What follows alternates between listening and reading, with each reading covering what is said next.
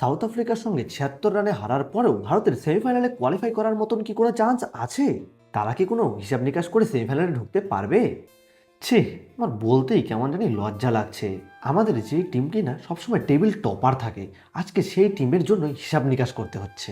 একটা সময়ে আমরা দেখতাম বাংলাদেশ, পাকিস্তান ওরা হিসাব নিকাশ করছে যে কিভাবে কোয়ালিফাই করা যায়। আর এখন আমাদের দশা অমন হয়ে গেছে। আসলে বন্ধুরা, এবারে টি-20 ওয়ার্ল্ড কাপটাই এরকম হয়েছে। প্রথম অস্ট্রেলিয়া হিসাব নিকাশ করেও চান্স পেল না, আর এবার আমাদের অবস্থা। আচ্ছা, ওইসব বাদ দাও, এখন আমরা আলোচনা করি যে কিভাবে ইন্ডিয়া কোয়ালিফাই করতে পারে। আমাদের কাছে অপশন আছে দুইটা। প্রথম অপশন হলো ইন্ডিয়ার এরপরে ওয়েস্ট ইন্ডিজ আর জিম্বাবুয়ে যে দুইটা ম্যাচ আছে সেই দুইটা খুব ভালোভাবে জিততে হবে। যদি বড় মার্জিনে জিততে পারে তাহলে সেটা আরো বেশি ভালো। আর দুই নাম্বার হলো ভারত যে সাউথ আফ্রিকার কাছে হেরেছে তাদের মনে প্রাণে সাপোর্ট করা, তারা যেন তাদের নেক্সট দুইটা ম্যাচও খুব ভালোভাবে জিততে পারে। এভাবে হলেই আমরা সেমিফাইনালে চান্স পেয়ে যাব। আসল কথা হলো ইন্ডিয়ার তার পরের দুইটা ম্যাচ আর সাউথ আফ্রিকা তাদের পরের দুইটা ম্যাচ যদি খুব ভালোভাবে জিততে পারে তাহলে ইন্ডিয়ার চান্স একদম পাক্কা।